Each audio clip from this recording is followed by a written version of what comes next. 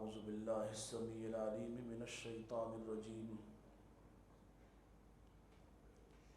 بسم الله الرحمن الرحيم الله ولي الذين آمنوا يخرجهم من الظلمات إلى النور والذين كفروا أولياؤهم الطاغوت يخرجونهم من النور إلى الظلمات أولئك أصحاب النار هم فيها خالدون۔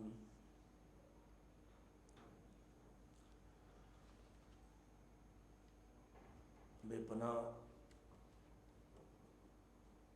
احسانات ہیں اللہ تعالیٰ کے، اسی کے لیے ہر طرح کی تعریف، اسی کی ثنا، درود و سلام امام الانبیاء سید الاتقیاء جناب محمد مصطفیٰ صلی اللہ علیہ وسلم کے لیے۔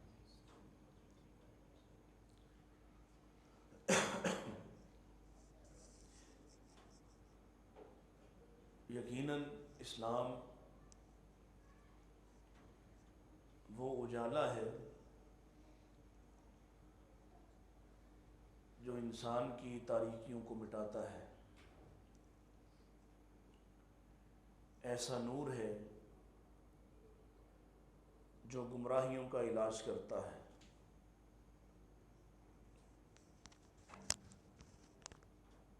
زندگی کی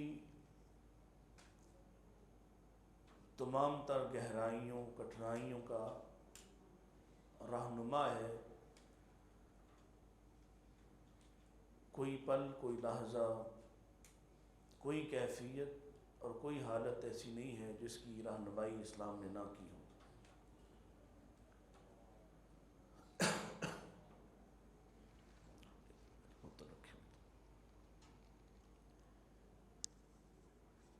اللہ تعالیٰ نے ہم پر احسان کیا ہے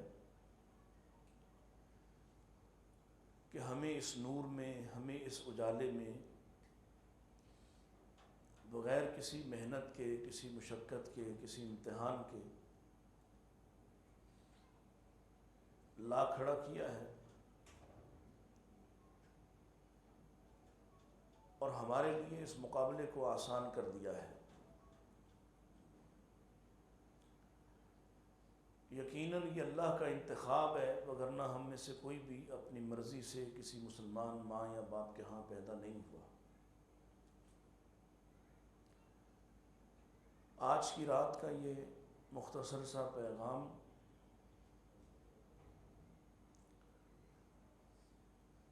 کہ اللہ تعالیٰ کے انتخاب کو درست ثابت کر دیں، یہ بڑی توفیق سے، بڑی رحمت سے ملتا ہے، اور بہت بڑا اعزاز ہے۔ اس لیے کہ اگر یہ اللہ کی طرف سے نہ ملے تو آپ دیکھیے جن گھرانوں میں انبیاء پیدا ہوئے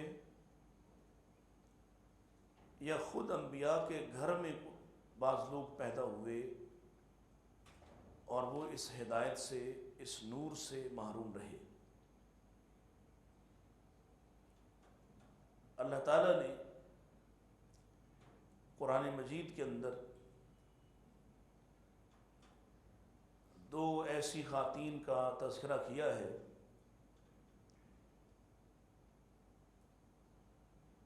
جو اس نور اور اس اجالے کی براہ راست کرنوں کو سمیٹنے والی لیکن پھر بھی محروم رہ گئی، اور دونوں کے لیے اللہ فرماتے ہیں فخانتاہما، دونوں نے خیانت کی، دونوں کے لیے فرمایا کہ ہم نے ان دونوں کو جہنم میں داخل کر دیا۔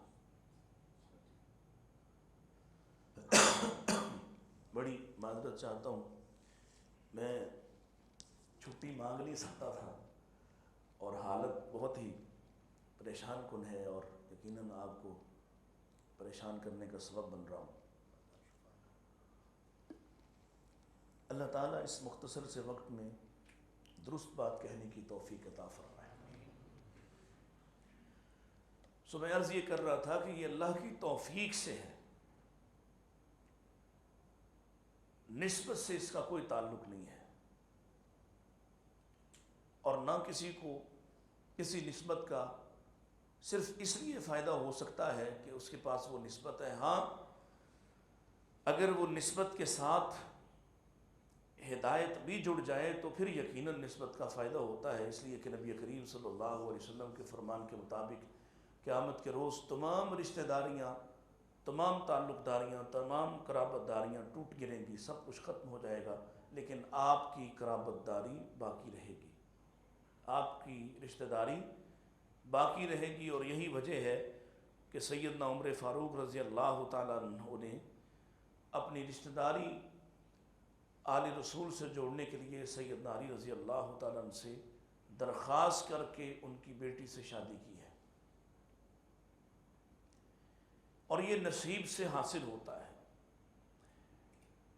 میرا فوکس یہ ہے، میں چند ایک مثالیں آپ کو اس کے متعلق عرض کرنے لگا ہوں، اور فوکس اس بات پہ رکھنا ہے کہ اللہ نے ہمیں نوازا، ہمیں چن کر اس وقت 8 ارب زندہ انسانوں کی اس بہت بڑی منڈی میں سے نکال کر اس 1.5 ارب میں پیدا کیا، جس کو پہلے دن ہی ماں کے ساتھ باپ کے ذریعے وہ رشتہ، وہ ناطہ عطا کر دیا، منتخب کر کے اپنے گروہ کا حصہ بنایا۔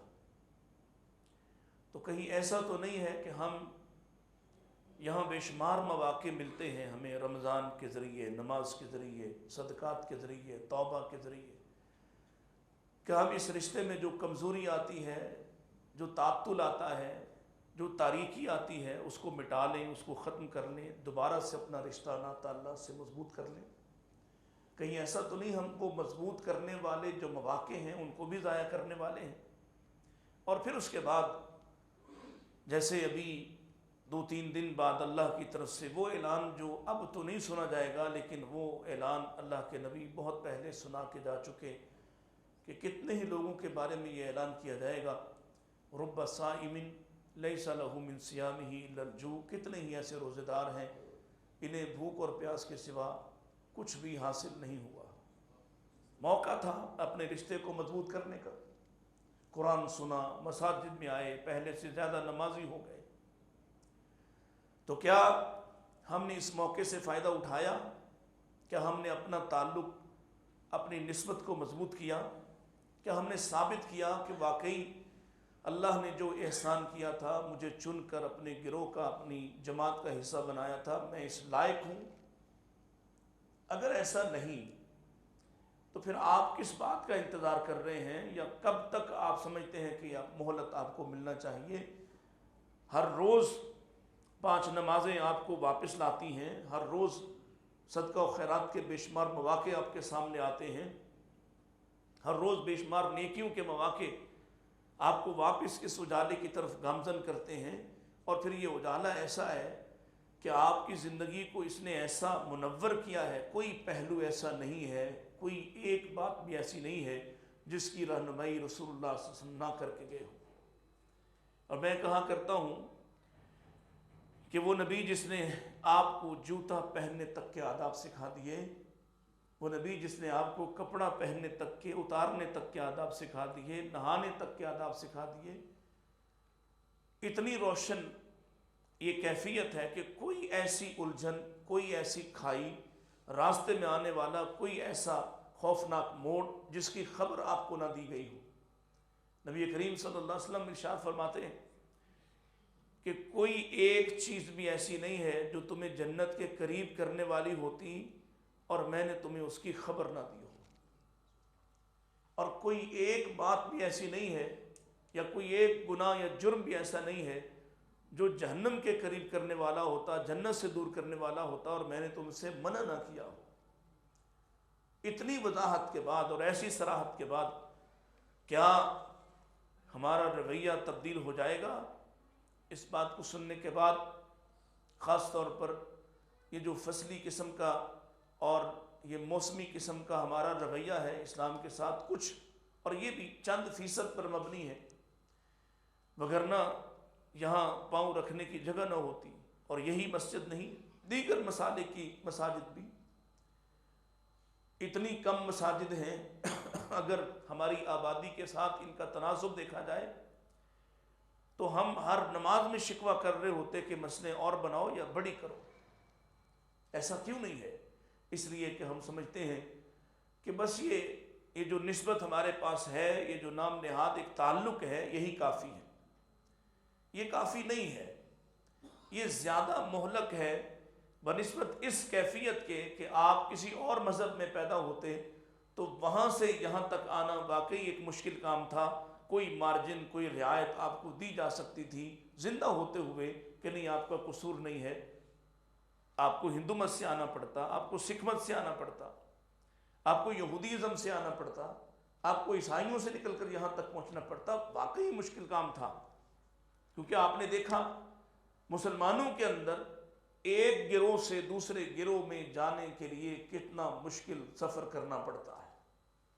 یعنی آپ کو پتہ چل گیا کہ آپ جس مسلک میں ہیں، جس منہج پر ہیں، یہ درست نہیں، کتاب و سنت والا مسلک فلاں ہے، تو اس مسلک تک آنے کے لیے جان سے گزرنا پڑتا ہے، لوگوں کی دشمنی قبول کرنا پڑتی ہے، تانے سننا پڑتے ہیں۔ ایک سنت کو اختیار کرنے کے لیے آپ میں سے بے شمار ایسے ہوں گے جنہوں نے کئی سال انتظار کیا ہوگا، حالات کو دیکھا ہوگا، خاندان کا سامنا کیا ہوگا، تو کتنا مشکل تھا۔ اللہ تعالیٰ نے ہمیں مسلمان پیدا کر کے، مسلمانوں کے گھر پیدا کر کے، مسلمان تو سب کو ہی پیدا کرتا ہے لیکن خاص طور پر ماحول بھی وہ دے دیا، کیونکہ فَأَبَوَاهُ يُحَوِّدَانَهُ أَوْ يُنَصِّرَانَهُ أَوْ يُمَجِّسَانَهُ، ماں باپ اسے پیدا ہونے والے مسلم کو یہودی، مجوسی، صابی، مشرک کچھ بھی بنا دیتے ہیں، تو آپ اور مجھے ماحول یہ دیا کہ کم سے کم اللہ کے ساتھ جوڑنے والے ماں باپ تھے، اور کم سے کم رسول اللہ کا نام لینے والے ماں باپ تھے۔ یہ جو اجالا ہے جس کی طرف اللہ فرماتا ہے کہ اللہ ایمان والوں کا دوست ہے، وہ انہیں ظلمتوں سے نکال کر روشنی میں لے آتا ہے۔ روشنی کیا ہے؟ کیا روشنی مال کو قرار دیا جا سکتا ہے؟ بولیے ذرا، مجھے پتا ہے کہ آپ کے ہاں یہ ماحول نہیں ہے، لیکن تھوڑا سا جواب تاکہ مجھے لگے کہ آپ جاگ رہے ہیں، اور جتنا آپ صحیح جواب دیں گے اتنی جلدی درس ختم ہوگا۔ ٹھیک ہے نا؟ کیونکہ ہیں نہیں، لگ ایسے رہا ہے نا جیسے زبردستی بٹھائے گئے ہیں۔ مجھے بتائیں، کیا مال کو روشنی قرار دیا جا سکتا ہے؟ کیا مال نور ہے؟ یہاں تو آپ نے دیکھا نا، نور بشر کا ہی بڑا جھگڑا ہے۔ کیا جھگڑا ہے؟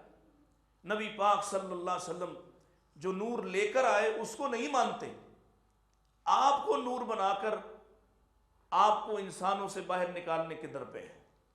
جو نور آپ لے کر آئے، جو روشنی آپ لے کر آئے، وہ روشنی جو اتنی قیمتی ہے کہ اگر کسی کمزور عورت کو 2 اونٹوں کے ساتھ باندھ کے کہا جائے کہ یا یہ روشنی رکھو یا پھر تاریکی میں واپس آ جاؤ، جان تب بچے گی کہ اگر تم تاریکی کی مسافر بن جاتی ہو۔ وہ 2 ٹکڑے زندہ ہوتے ہوئے 2 ٹکڑے ہو جاتی ہے، لیکن اس نور کو چھوڑنے کے لیے تیار۔ ہمیں تو اس کی قدر نہیں ہو رہی، ہمیں احساس نہیں ہو رہا کہ ہم پر اللہ نے کتنا بڑا احسان کر دیا ہے، کتنا آسان کر دیا۔ اس دین میں پیدا ہونے کے بعد اللہ کی وحدانیت کو ماننا یہ آسان ہے بنسبت کسی ہزاروں کروڑوں خداؤں کے دین میں پیدا ہو کر پھر ایک کی طرف آنا۔ اور جن کو یہ سمجھ آئی، جن کو یہ خیال آ گیا، جن کو یہ احساس ہوا، سیدنا بلال رضی اللہ تعالیٰ عنہ کو اللہ کے نبی نے پیغام بھیجا، جب انہیں ماریں پڑ رہی ہیں تو آپ نے پیغام بھیجا کہ بلال، اللہ دل کی حالت کو جانتا ہے، لہذا اپنے ایمان کا اظہار کرنا تم پر ہے، نہ کرو، اور ان کے بارے میں چپ رہو۔ دل کی کیفیت کو اللہ تسلیم کرنے والا ہے۔ لیکن سیدنا بلال رضی اللہ عنہ کا عقیدہ اور نظریہ کیا ہے؟ وہ اس نور، اس روشنی کے لیے مارے کھانے کی جو لذت ہے اس پر اصرار کرتے ہیں کہ نہیں، اس کیفیت کا اظہار کرنا یہ زیادہ بہتر ہے اور یہ زیادہ لذت آمیز ہے بنسبت اس کے کہ میں اس نور کو چھپا کر ان کی مار سے بچتا رہوں۔ سیدنا عمر رضی اللہ عنہ مسلمان ہوئے تو پوچھا کون ہے جو سب سے زیادہ مکے میں خبر پھیلانے والا ہے؟ انہوں نے کہا یہ فلاں شخص ہے غالباً جمیل نامی۔ آپ نے اس کو کہہ دیا کہ میں تو مسلمان ہو گیا ہوں، اور وہ اپنی چادر گھسیٹتا ہوا بھاگ پڑا مکے کی گلیوں میں کہ خطاب کا بیٹا عمر صحابی ہو گیا، خطاب کا بیٹا عمر صحابی ہو گیا، اور آپ اس کے پیچھے پیچھے کہتے جا رہے ہیں یہ جھوٹ کہتا ہے میں مسلمان ہوا ہوں، یہ جھوٹ کہتا ہے میں مسلمان ہوا ہوں۔ لمحوں کے اندر پورے مکے کے اندر خبر پھیل گئی۔ کیوں ایسا کیا؟ اب اس قوم آئی ہے اور وہ پل پڑی، ٹوٹ پڑی سیدنا عمر رضی اللہ تعالیٰ پہ۔ وہ آپ کو مار رہے تھے، آپ ان کو مار رہے تھے۔ وہ تکلیف برداشت کی جو نبی کے ساتھیوں کو مل رہی تھی تاکہ میرا شمار ان میں ہو۔ سیدنا طفیل رضی اللہ تعالیٰ مسلمان ہوئے، نبی پاک صلی اللہ علیہ وسلم سے دوس قبیلے کے سردار تھے، کہنے لگے میں بیت اللہ میں اعلان کرنا چاہتا ہوں۔ اللہ کے نبی نے منع فرمایا کہ مکے والے تمہارے دشمن ہوں گے، تمہیں تکلیف دیں گے، نہ اعلان کرو۔ عرض کی اللہ کے رسول میں یہی چاہتا ہوں مجھے وہ تکلیف دیں، میں چاہتا ہوں جیسے آپ کے ساتھیوں کو مارے پڑ رہی ہیں مجھے بھی مار پڑے دین کے لیے۔ ہم نے تو اس کیفیت کو سمجھا نہیں ہے۔ اگر یہ کیفیت محسوس ہو جاتی اور اس اجالے کی لذت محسوس ہوتی، پھر آپ اس کے لیے سب کچھ قربان کر دیتے۔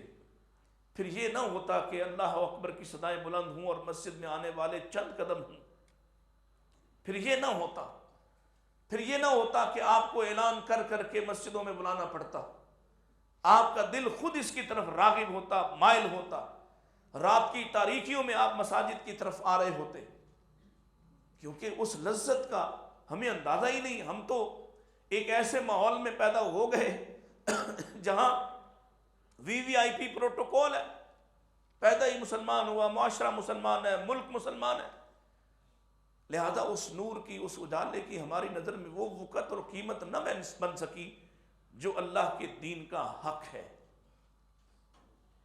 کہ جب تک اس حق کو آپ نہیں پہچانتے، آپ دیکھیے نا، اور یہ میں بار بار کہہ رہا ہوں یہ نصیب سے ملتا ہے۔ مثلا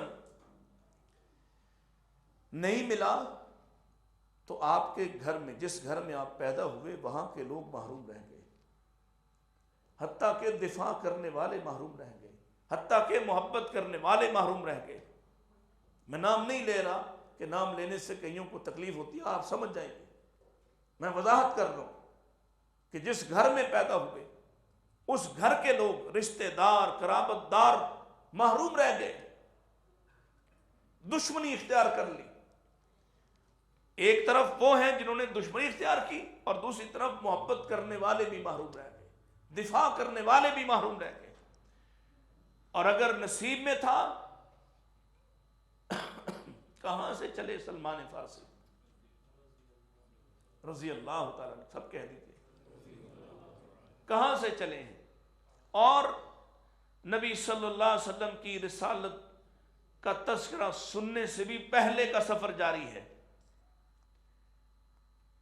ایمان ان کے دل میں جگہ بنا چکا ہے، اپنے جاگیردار باپ کا گھر چھوڑتے ہیں، پکڑے جاتے ہیں، زنجیروں میں باندھے جاتے ہیں، پھر بھاگتے ہیں، اور مختلف عیسائی راہبوں کے پاس سے ہوتے ہوئے بالآخر خیبر، اور خیبر سے غلام بنا کر مدینے میں پہنچائے جاتے ہیں۔ سارا واقعہ آپ نے سنا ہوا ہے، اور انتظار کر رہے ہیں اس نور کا، اس اجالے کا انتظار کر رہے ہیں جس کے لیے یہ سارا سفر کیا ہے۔ پھر ایک روز نبی کریم صلی اللہ علیہ وسلم مدینہ منورہ تشریف لاتے ہیں، اور ان کے جو اس وقت آقا ہے، دونوں بھائی آپس میں بات چیت کر رہے ہیں، اور یہ کھجور کے اوپر چڑھے ہوئے ہیں، کھجوریں توڑ رہے ہیں، تو نیچے وہ دونوں بیٹھ کے آپس میں خسر پسر کر رہے ہیں، اور ایک دوسرے سے کہہ رہے ہیں اللہ کی قسم یہ وہی ہے جس کا ہمیں انتظار تھا، وہی ہے، لیکن ہم اسے مانیں گے نہیں، یہ تو بنی اسماعیل میں سے ہے۔ یہ کان میں بات پڑی، نیچے آئے اور ان سے پوچھا کیا بات کر رہے، انہوں نے ڈانٹا۔ شام ہوئی تو وہ نشانیاں جو آخری راہب نے بتائی تھیں پوری کرنے چل پڑے۔ آپ کے لیے کھجوریں لائے اور آ کے کہنے لگے یہ صدقے کی کھجوریں ہیں۔ اللہ کے پاک پیغمبر علیہ السلام نے کھجوریں اٹھائیں، ساتھیوں سے کہا یہ بانٹ دو، خود کوئی نہ کھائی۔ پہلی نشانی پوری ہوئی۔ اگلے روز آئے، کہا یہ آپ کے لیے ہدیہ اور تحفہ ہے۔ اللہ کے رسول نے خود بھی کھائیں، دوسروں کو کھلائیں، گھر بھجوائیں۔ دوسری نشانی پوری ہوئی۔ اب تیسری نشانی ہے، اور اس نشانی کو دیکھنے کے لیے غربت چاہیے، تعلق چاہیے۔ اب آپ کے قریب قریب آس پاس گھومتے ہیں، اور ایک روز آپ ایک قبر پر بیٹھے ہیں، غالباً عثمان بن مظعون رضی اللہ تعالیٰ عنہ کی قبر ہے، جس میں آپ اتر بھی جاتے ہیں۔ وہاں آپ کی مہر نبوت کچھ واضح ہوتی ہے، اور ایک حدیث میں آتا ہے کہ اللہ کے رسول اسلام کو احساس ہوا کہ یہ آپ کے ارد گرد شاید یہی تلاش کر رہے ہیں، لہذا آپ نے اپنی چادر کو سرکا دیا، اور یہ مہر نبوت دیکھتے ہی سلمان ان خوش نصیبوں میں ہیں جنہوں نے مہر نبوت پر بوسہ دیا ہے۔ اور پیارے نبی اسلام نے اس کے لیے کہا تھا وَآخَرِينَ مِنْهُمْ لَمَّا يَلْحَقُوا بِهِمْ۔ اس آیت کے اس حصے کا معنی مفہوم سمجھاتے ہوئے اللہ کے نبی نے فرمایا تھا یہ جو لوگ آخر میں دوسرے طرح کے لوگ آ کے تم سے ملیں گے، ان میں سے ایک یہ میرے ساتھ بیٹھا ہے۔ اور اہل فارس میں سے بعض لوگ ایسے ہیں کہ اگر ایمان ثریا ستارے پر ہوتا تو یہ ایمان کے لیے اپنا سفر جاری رکھتے رکھتے ثریا ستارے پر بھی جا پہنچے۔ جنہوں نے اس اجالے کی قدر کو سمجھا، جنہوں نے اس نور کی اہمیت کو جانا، ان کا سفر تو جاری رہا، وہ تو مسلسل اس کی طرف اپنے سفر کو جاری رکھے رہے، اور کوئی ایک جملہ اور کوئی ایک بات ان کے سامنے آئی، انہوں نے کیوں مانا؟ کیوں آپ کو نہیں کہنا پڑتا تھا؟ کیوں آپ نے انگوٹھی پہنی سونے کی؟ لوگوں نے انگوٹھی پہن لی۔ اللہ کے نبی علیہ السلام پر وحی آ گئی کہ سونا مردوں کے لیے ہم نے حرام کر دیا ہے۔ پیارے نبی اسلام نے صرف انگوٹھی اتاری ہے، اعلان بعد میں کیا ہے۔ آپ نے انگوٹھی اتاری، صحابہ نے انگوٹھیاں اتار دی، کسی کو کہنا، قائل کرنا، سمجھانا، سالہ سال لگانا نہیں پڑے۔ آپ کے ایک ایک طرز عمل پر ان کی نگاہ رہتی تھی۔ اللہ کے رسول علیہ السلام نماز پڑھا رہے ہیں، اور نماز کی حالت میں آپ کو اطلاع دی، آپ جوتے سمیت نماز پڑھا رہے ہیں، اور آپ کو خبر دی گئی، اور آپ کو خبر تو اب آپ کسی بھی حالت میں آ جاتی، آپ کو خبر دی گئی کہ آپ کا جوتا آج صاف نہیں ہے۔ اللہ کے رسول اسلام نے نماز کی حالت میں ہی اپنا جوتا اتار کے ایک طرف کر دیا، پیچھے کھڑے ہونے والے بھی کھلے میدان میں کھڑے تھے اور آپ کے پیچھے جوتوں سمیت نماز پڑھ رہے تھے۔ آپ نے پلٹ کے کسی کو کہا نہیں کہ تم جوتے اتارو یا نہ اتارو، یا میرا صاف نہیں میں نے اس لیے اتارا ہے۔ پیچھے جب نماز پڑھا کے پیچھے رخ کیا، دیکھا سب کے جوتے اترے ہوئے۔ کیوں؟ پوچھا آپ نے تم نے کیوں اتارے؟ انہوں نے کیا کہا؟ کہا میرا تو صاف نہیں تھا، مجھے تو اطلاع دی گئی ہے کہ آپ کا جوتا صاف نہیں، الگ کر دے، تم نے کیوں اتارا؟ کہنے لگے جب آپ اتار دیں تو ہم کیسے پہن سکتے تھے۔ یہ رویہ ہے اس اجالے کو لینے والوں کا، یہ رویہ۔ اور اگر یہ نہیں آتا، جو نہیں آ رہا، پیدا ہوئے یہاں پر، اس کی اہمیت ہماری نظروں میں زیادہ ہونا چاہیے تھی، اس کی وقت ہماری نگاہوں میں زیادہ ہونا چاہیے تھی۔ ہم اس کے لیے جان تک قربان کر دیتے، مال کیا ہے، باقی اوقات کیا ہیں۔ لیکن آپ دیکھ لیجئے جتنی کوتاہیاں، جتنی کمیاں ہمارے میں موجود ہیں۔ ایک نیا مسلمان جب مسلمان ہوتا ہے، وہ دیکھتا ہی رہتا ہے کہ میں کہاں آ گیا ہوں، میں کس کو پڑھ کے آیا تھا اور ان کو کیا دیکھتا ہوں۔ اتنے بے عمل، سنت کے اتنے مخالف، اتنے دشمن۔ یہاں 4-6 نوجوان کھڑے کر دو، ایک ہندو ہو، ایک سکھ ہو، ایک عیسائی ہو، ایک یہودی ہو، ایک ملحد ہو، ایک مسلمان ہو، نوجوان، اور ان 5-6 کے اندر ان کی لائف، ان کی پرسنل لائف، ان کی ذاتی زندگی، ان کی جوانی کے ایام، اس کو ایگزامن کریں، اس کو دیکھیں، کوئی فرق لگے گا؟ سچ بتائیے، کوئی فرق آپ شکل دیکھ کے پتہ چلا سکتے ہیں کہ یہ مسلمان ہے یا کافر؟ آپ وضع قطع دیکھ کر یہ کہہ سکتے ہیں یہ یہودی ہے یا مسلمان؟ آپ اس کی حرکتیں دیکھ کر اس کے اعمال اور معاملات اور پسند ناپسند دیکھ کر کوئی فرق قائم کر سکتے ہیں کہ یہ مسلمان ہے کہ کافر؟ کیوں بلا؟ کیا ایسا ہی تھا؟ رب کا قرآن کہتا ہے سیماہم فی وجوہہم من اثر السجود. کن کے لیے؟ نبی کے ساتھیوں کے لیے. کہاں ذکر ہے؟ مثلہم فی التورات ومثلہم فی الانجیل. ابھی پیدا بھی نہیں ہوئے، ابھی وہ دنیا میں نہیں آئے، لیکن ان کی خوبیاں، ان کے اوصاف، ان کے ممکنہ اوصاف اللہ نے سابقہ کتابوں میں بھی نازل کر دیے. ہم پیدا ہوئے ہیں اس میں، ہم نے قریب سے کبھی مشاہدہ ہی نہیں کیا رسول اللہ صلی اللہ علیہ وسلم کی ذات کا. ہمارے بچوں کو شادیوں تک جا کر یہ تک پتہ نہیں ہوتا کہ میں نے غسل کیسے کرنا ہے. کیا سبب ہے؟ ہم کبھی اس تکلیف کا شکار ہوئے کہ ہم کیا کر رہے ہیں؟ ہمارا رشتہ کتنا کمزور ہے، ہمارا ناطہ کس قدر کمزور ہے. ہم اس اجالے میں پیدا ہونے کے باوجود تاریک رہ گئے.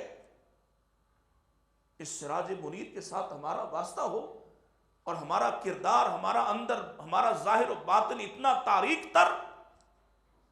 کون سا جرم ہے جو یہ قوم نہیں کرتی؟ رسول اللہ کے ساتھ رشتہ ہے. سوچا کبھی اس طرح سے کہ قوموں نے ایک ایک جرم کیا تو اللہ نے عذاب بھیجے، اور یہاں شرک سے شروع ہو جائیں، شرک سے نیچے آتے جائیں. کون سا جرم ہے جو سابقہ کسی قوم نے کیا اور میری قوم نہیں کرتی؟ ایک ظلم قوم نوح نے 5 بزرگ بنائے، 5 تن پاک بنائے نا، 5 کی پوجا کی. ہمارے ہاں تو نہیں ہوتی نا؟ ہوتی ہے. دیکھا تم نے لوگوں کو فخر کرتے ہوئے اپنی گاڑیوں کے پیچھے ایسے سٹیکر چسپاں کیے ہوئے کہ اللہ کا نام لکھا ہوتا ہے اور اس نام کی تکمیل ہو رہی ہے محمد رضی صلی اللہ علیہ وسلم سے، علی سے، فاطمہ سے، حسن و حسین سے رضی اللہ عنہما، اور کسی کو کوئی تکلیف نہیں. جو انہوں نے کیا وہ ہم بھی کر رہے ہیں. انہوں نے اگر مورتیاں بنائی تو ہم نے بھی مجسمے بنا لیے. انہوں نے اگر استھان پوجے تو ہم نے بھی جگہ جگہ ایسے استھان نصب کر کے شرک کے اڈے قائم کیے. لیکن ہم پر تو عذاب نہیں آ رہا، ان پر تو آ گیا.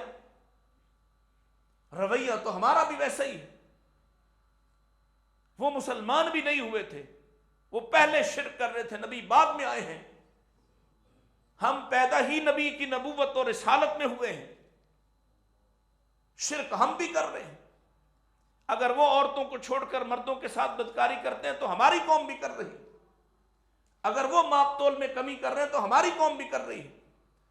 یہ پوچھئے دانش بھائی کپڑے کے کاروبار سے وابستہ ہیں، کیا ہماری مارکیٹ کا یہ ٹرینڈ نہیں ہے کہ جب یہ کمپنی سے، فیکٹری سے لیتے ہیں ان کا پیمانہ اور ہے، جب دیتے ہیں پیمانہ اور ہے؟ کیا یہاں نہیں ہوتا کہ دودھ فروش دودھ جب کسان سے لے کے آتا ہے اس کا پیمانہ اور ہے، اور جب وہ لوگوں کو دیتا ہے پیمانہ اور ہے؟ اس بات پہ کیا قوموں کو عذاب نہیں ہوا؟ کیا اللہ نے مردوں کے ساتھ، لڑکوں کے ساتھ بدکاری کرنے پر زمین سے اٹھا کر آسمان سے پٹخا نہیں ہے؟ تمہیں کیوں نہیں پٹخ رہا؟ کیونکہ تمہارے ساتھ ایک نسبت بڑی کمال کی جڑی ہوئی ہے، اور وہ تمہارے لیے بنا کر گیا اپنے رب کو کہ ان کی شکل مسخ نہ کرنا. وہ ایک ہیلا بنائیں، دین کی ایک بات کو تبدیل کریں، دین کی ایک بات کو تبدیل کریں، ایک حکم کو، ایک حرام کو حلال کریں. ان کو سور اور بندر بنا دیا جائے، تم سارا دین بدل دیتے ہو، تمہیں کچھ نہیں کہا جاتا. تمہارے گھر گھر میں دین بنانے والی فیکٹریاں لگ گئیں، گلی گلی ایسے کارخانے کھل گئے، یہ فلاں کی سنت، یہ فلاں کا طریقہ، یہ فلاں کی پگڑی، لیکن تمہیں کچھ نہیں کہا جا رہا. کیوں؟ کہ اللہ تمہارے اس ناطے کی قدر کر رہا ہے جو رسول اللہ صلی اللہ علیہ وسلم کے ساتھ قائم ہے. تو کچھ ہم بھی قدر کر لیں اس ناطے کی. اور جسے سمجھ آئی، اور یہ عقل دانش کا کھیل نہیں ہے، یاد رکھیے گا، یہ اللہ کی توفیق اور رحمت ہے. مگر نہ عتبہ کے بارے میں اللہ کے نبی صلی اللہ علیہ وسلم نے عین بدر والے دن بھی کہا اگر کسی کے پاس خیر کی بات ہے تو اس سرخ اونٹنی والے کے پاس ہے. اتنا زیرک تھا. اور جب یہ مارا گیا تو ان کا اپنا بیٹا جو قدیم الاسلام ہے، سابق الاسلام ہے، مہاجر ہے، ابو حذیفہ رضی اللہ تعالیٰ عنہ، وہ مغموم تھے، پریشان تھے. اللہ کے نبی نے پوچھا ابو حذیفہ کیوں پریشان ہو، کیا باپ کے مارے جانے پر دکھی ہو؟ کہا اس لیے دکھ نہیں ہے، ہاں دکھ یہ ہے کہ میں محسوس کرتا تھا میرے باپ کے اندر بڑی خوبیاں ہیں اور اس کی خوبیاں اسے اسلام تک لے آئیں گی. مجھے امید اور گمان تھا، آج میری امید ٹوٹ گئی کہ اس کی خوبیاں اسے اسلام میں نہ لا سکی. کسی کی خوبیاں اس کو اسلام میں نہیں لا سکتی، ہاں اللہ کی توفیق سے وہ مسلمان ہو سکتا ہے. یہی عتبہ و شیبہ کا باغ تھا جب آپ طائف سے واپس آ رہے تھے اور اس کا غلام انہوں نے ترس کرتے ہوئے اور رحم کھاتے ہوئے، رشتہ داری کا احساس کرتے ہوئے، زخمی نبی کے پاس خود تو نہیں گئے، اپنے غلام کو بھیجا تھا انگور دے کر، اور وہ جا کے جب آپ کے سامنے اس تھال کو سجاتا ہے، اللہ کے نبی جب اس میں سے توڑتے ہیں اور ساتھ کہا بسم اللہ، اللہ کے نام سے، اللہ اکبر، وہ غلام کہتا ہے یہ کیا کہا آپ نے؟ یہاں تو کہنے والا کوئی نہیں، یہ تو ہمارے نبی کا کلام تھا. کون ہے آپ؟ پیارے نبی علیہ السلام نے، طائف سے پتھر کھا کے آنے والے نبی نے حوصلہ نہیں ہارا، دعوت دی، اپنی کیفیت بیان کی، اپنی حیثیت بیان کی کہ میں اللہ کا نبی ہوں اور اسلام لے کر آیا ہوں. اور یہ غلام اگلے لمحوں میں آپ کے پاؤں کو چومنے لگتا ہے.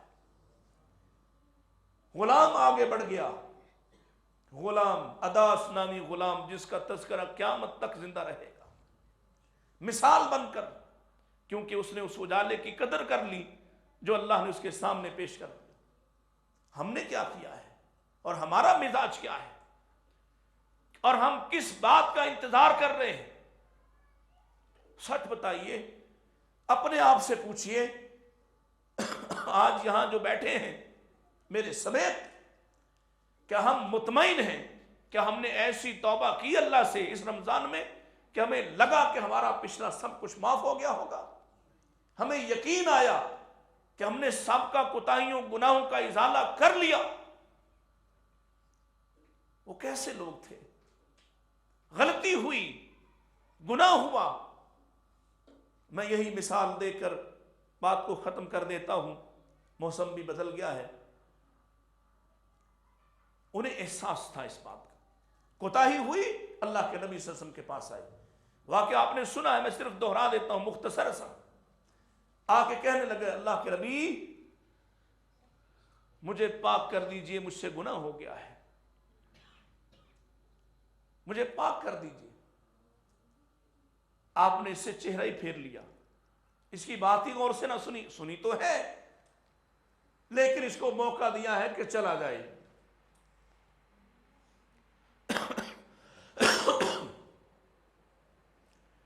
پھر کچھ دیر بعد آ گیا، پھر آپ سے یہی آ کے کہتا ہے اللہ کے رسول مجھے پاک کیجئے، مجھ سے گناہ ہوا ہے. آپ نے پھر اگنور کیا ہے، تیسری مرتبہ، چوتھی مرتبہ، اتنا اصرار. جب چوتھی مرتبہ آئے نا تو پیارے نبی علیہ السلام فرماتے ہیں کہ کہیں مجنون تو نہیں ہے، پاگل تو نہیں ہے. ایک ساتھی پاس بیٹھے تھے، کہا انیس اس کا منہ سونگو، کہیں اس نے نشہ تو نہیں کر رکھا؟ اپنے گناہ کا اس طرح سے پرچار کر رہے ہیں، اظہار کر. وہ ساتھی اٹھتے ہیں اور اس کا منہ سونگتے ہیں اور کہتے ہیں اللہ کے رسول نہیں، نشہ تو نہیں ہے. اور وہ کیا کہتا ہے؟ اب اس کی ہمت جواب دے گی، روتے ہوئے کہتا ہے اللہ کے رسول نہ میں پاگل ہوں، نہ میں نے نشہ کیا ہے، لیکن مجھے جرم کا احساس چین نہیں لینے دے رہا. کیا ایسا ہوا کہ میرے اور آپ کے جرم بھی ایسے ہمارے سامنے کھڑے ہوئے اور ہمارا چین لٹا ہو؟ آج 27ویں رات ہے، ہماری سسکیاں نکل گئی ہوں، ہماری آہیں بلند ہوئی ہوں، بیٹھے بیٹھے ہمارے جسموں پر کپکپی طاری ہوئی ہو کہ اگر میں ان جرائم کے ساتھ اللہ کے سامنے گیا تو کیا بنے گا؟ عرض کی اللہ کے رسول اللہ کا عذاب مجھے چین نہیں لینے دے رہا. آپ نے حکم دیا، ان کو پتھر مارے گئے، شادی شدہ ہیں، پتھر مارتے ہوئے خون کے چھینٹے پڑے ہیں، اس کو ناگوار کیا گیا۔ یا دوسری روایت کے مطابق لوگ مسجد میں بیٹھے ہیں اور آپس میں ذکر اور تذکرہ کر رہے ہیں، ماعز ہلاک ہوا، ماعز کا بھرم اللہ نے رکھا، پردے رکھے، اس نے اپنے آپ کو ظاہر کر دیا، پتھروں سے مارا گیا۔ نبی پاک صلی اللہ علیہ وسلم اپنے گھر سے نکلے اور فرمایا استغفروا لماعز ابن مالک، اپنے بھائی ماعز ابن مالک کے لیے دعا کرو، اس نے ایسی سچی توبہ کی ہے کہ اگر مدینے کے افراد پر تقسیم کر دی جائے تو سب کو معافی مل جائے۔ کچھ ہی دیر گزرتی ہے، چند مہینے گزرتے ہیں تو ایک عورت آ جاتی ہے، اسی واقعے کا تسلسل ہے، وہ بھی آ کے کہتی ہے طہرنی یا رسول اللہ، اللہ کے رسول مجھے پاک کیجئے، مجھ سے گناہ ہو گیا۔ آپ نے اس کو بھی اگنور کیا ہے، اوائڈ کیا ہے، یہ بھی دوسری تیسری چوتھی مرتبہ بھی آئی، آپ متوجہ نہیں ہو رہے ہیں۔ پھر یہ کہتی ہے لگتا آپ میرے ساتھ کوئی سلوک کریں گے جو ماعز کے ساتھ کیا تھا۔ کیا آپ نے ماعز کی بات بھی غور سے یا توجہ سے نہیں سنی تھی؟ آپ اس کو بھی لوٹا رہے تھے۔ جب ماعز کا نام آیا نبی پاک فرماتے ہیں ماعز، اس کے ساتھ تیرا کیا واسطہ؟ کہنے لگی میں ماعز کے ساتھ ہی بدکاری کے ذریعے حاملہ ہوئی، میں وہی ہوں جس کے ساتھ ماعز نے گناہ کیا تھا۔ اللہ کے رسول اسلام نے اس سے پوچھا کہ تم حاملہ ہو؟ ہاں حاملہ ہوں۔ کہا جاؤ، چلی جاؤ، جب بچہ پیدا ہو جائے پھر آنا۔ چلی گئی۔ محدثین کہتے ہیں موقع دیا، جاؤ چلی جاؤ، معافی مانگو اللہ سے، لیکن اس کے دل میں بات بیٹھ گئی ہے توبہ کی اہمیت، اس کے دل میں یہ خلش کہ دنیا میں یقینی طور پر اپنا گناہ معاف کروا لوں۔ بچہ پیدا ہوا، شیر خار بچے کو اٹھائے ہوئے نبی پاک کی مجلس میں آ گئی، اللہ کے رسول میں آ گئی ہوں، بچہ پیدا ہو گیا ہے، اب یہ بچہ ان کے ماعز کے خاندان کو دے دیجئے اور مجھے سزا کے حوالے کیجئے۔ نبی کریم صلی اللہ علیہ وسلم نے پھر اس کو کہا جاؤ اس کو دودھ پلاؤ، جب یہ کھانا کھانے لگے گا پھر آنا۔ کتنا موقع دیا ہے، کتنا موقع ہے، لیکن اس کی توبہ کی تڑپ پر اس کی خلش دیکھیے۔ پھر وہ تیسری مرتبہ جب آتی ہے، بچہ اس کی ٹانگ کے ساتھ کھڑا ہے اور ہاتھ میں روٹی کا ٹکڑا پکڑا ہوا ہے، اور وہ روتے ہوئے نبی پاک کے سامنے کہہ رہی اللہ کے رسول گواہ ہو جائیے، دیکھ لیجئے اب یہ روٹی کھاتا ہے، اب مجھ پر آپ سزا نافذ کر دیجئے۔ اور جب آپ کو اس کو سزا دے رہے ہیں تو حضرت خالد پر اس کے خون کے چھلٹے پڑتے ہیں پتھر مارتے ہوئے، وہ ناگوار محسوس کرتے ہیں، برا محسوس کرتے ہیں، اس عورت کو کوئی گالی دے دیتے ہیں۔ رسول اللہ صلی اللہ علیہ وسلم پاس کھڑے ہیں، فرمایا خالد اس کے بارے کچھ نہ کہہ، رک جا، تجھے نہیں پتا اس نے ایسی توبہ کی ہے، اگر ٹیکس خور ظالم حکمرانوں پر بھی اس کو تقسیم کر دیا جائے وہ بھی معاف ہو جائے۔ کیا ہمیں احساس ہوا؟ ہم اس اجالے میں ہیں، ہم اس نور میں ہیں، ہمیں ہمارے سامنے راستہ دکھایا گیا ہے، کوئی چیز چھپائی نہیں ہے، کوئی چیز باقی نہیں ہے، لیکن ہمارا رویہ، ہم دیکھتے جانتے بوجھتے کیا کر رہے ہیں، ہمارا طرز عمل، باقی سارے سال ہماری مساجد کے ساتھ رغبت، دین کے ساتھ تعلق، ایسا کیوں نہیں ہے؟ کیونکہ ہم نے اس اجالے کو سمجھا نہیں، اس کی قدر نہیں کی۔ اگر قدر کرتے تو یقین جانو تمہیں جلتے ہوئے تیل کے کڑاؤں میں پھینکا جاتا، زندہ آگ میں جھونکا جاتا، اور تم اپنے دین کو بچانے کے لیے وہ آگ بھی برداشت کر لیتے۔ فرعون کی بیٹی کی مشاطہ ہے، کنگھی کرنے والی ہے، ہاتھ سے کنگھی چھوٹ گرتی ہے، وہ اللہ کا نام لیتی ہے، اس کی بیٹی فرعون کی بیٹی بھی فرعون جیسی، اس نے کہا کس کا نام لیتی ہو، تمہارا کون خدا ہے میرے باپ کے سوا؟ کہنے لگی میرا خدا وہ ہے جو تمہارے باپ کا بھی خدا ہے۔ بات بڑھ گئی، فرعون تک جا پہنچی، دھمکیاں دی، لالچ دیا، ڈرایا دھمکایا، کسی بات پر نہ مانی، اللہ کی وحدانیت کو چھوڑنے کے لیے قائل نہیں، کیونکہ جس کی نظروں میں اس اجالے کی حیثیت بیٹھ جائے پھر وہ ساری دنیا اس کے لیے قربان کر دیتا ہے، اور جس کی نظروں میں نہیں بیٹھتی وہ ٹکے ٹکے پر اپنا ایمان بیچتا ہے، ٹکے ٹکے پر اپنا ضمیر فروخت کرتا ہے، اللہ کے ساتھ دشمنی اختیار کرتا ہے۔ مومن گھر میں پیدا ہونے کے باوجود اپنے ماتھے پر کافر لکھنے کو تیار ہو جاتا ہے، کیونکہ اس نے اس اجالے کی قدر و قیمت کو نہیں جانا ہے۔ کہا لاؤ گرم کرو دیگ کو، تانبے کی دیگ کو گرم کیا گیا، اس کے بچوں کو ڈالتے جاتے ہیں اور اس سے پوچھتے جاتے ہیں اب بھی تم باز آؤ گی کہ نہیں، اور وہ کہتی ہے کہ ہم باز نہیں آئیں گے، حتیٰ کہ وہ شیر خوار بچہ جو گود میں اٹھایا ہوا تھا جب اس کو چھیننے لگے تو ماں نے تھوڑا اس میں رزسٹ کیا، تھوڑا مقابلہ کرنا چاہا، بچے کو بچانا چاہا، اور وہ شیر خوار بچہ کہتا ہے اے میری ماں چھوڑ دے، مجھے آگ کے حوالے، مجھے اس دیگ کے حوالے کر دے کہ دنیا کا عذاب آخرت کے عذاب سے بہت ہلکا ہے، مت ڈر، مت تعامل کر۔ یہ بچہ بھی ڈال دیا جاتا ہے اور اس کو بھی ڈالا جاتا ہے، اور ایک خواہش کرتی ہے کہ دیکھو ہم جب سب مر جائیں، سب ختم ہو جائیں، ہمارے ساتھ ایک رعایت کرنا بس۔ وہ کیا؟ کہا ہم سب کی ہڈیوں کو ایک جگہ جمع کرنا، ہم قیامت کے روز اپنے خالق کے سامنے ایک ساتھ اٹھ کر جانا چاہتے ہیں۔ اور آج ان کی ہڈیاں ایک جگہ دفن ہیں، اور وہاں سے رسول اللہ کا قافلہ براق جو حد نگاہ تک قدم رکھتا ہے، اس براق پر آپ سواری کرتے ہوئے جا رہے ہیں، ایک تیز خوشبو آپ کو محسوس ہوتی ہے، اور آپ پوچھتے ہیں جبریل یہ خوشبو کیسی ہے؟ فرمایا اللہ کے نبی یہ اس عورت اور ان کے بچوں کی خوشبو ہے جو توحید کے لیے اپنی جان تک سے گئے ہیں۔ اس اجالے کی قدر کرو خدا کے لیے، اس نور کی اہمیت یہ ہے۔ اصل نور قد جاءکم من اللہ نور و کتاب مبین، یہ ہے نور جس کے ساتھ واتبعوا النور الذی، نور الذی کہا اس کی اتباع کرنا ہے، اس دین کے ساتھ جڑ جائیں۔ جیسے آپ جو نہیں آتے ہم ان کو کیا کہیں، جو آئے ہو ان سے کہہ رہا ہوں، جیسے آج کل رغبت ہے نماز کی، مساجد کی، محبت ہے، دین کے ساتھ کچھ جڑاؤ ہے، کچھ سچ کہہ رہے ہو، جھوٹ سے بچنے کی کوشش کرتے ہو، اللہ کی حدود کو پھلانگتے نہیں ہو، شدید تر